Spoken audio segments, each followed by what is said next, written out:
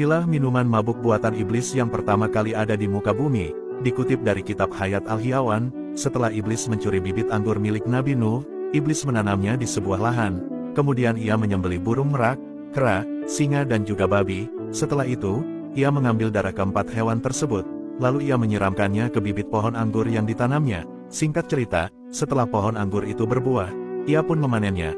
Kemudian ia mengolahnya sambil membacakan mantra, lalu menjadikannya sebuah minuman. Setelah itu ia menjelma menjadi manusia.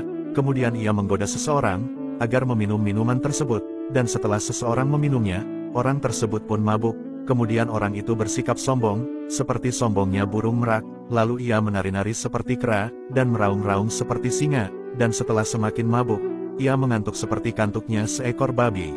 Itulah 4 unsur yang sampai kapanpun tidak akan hilang dari orang yang meminum minuman yang memabukkan.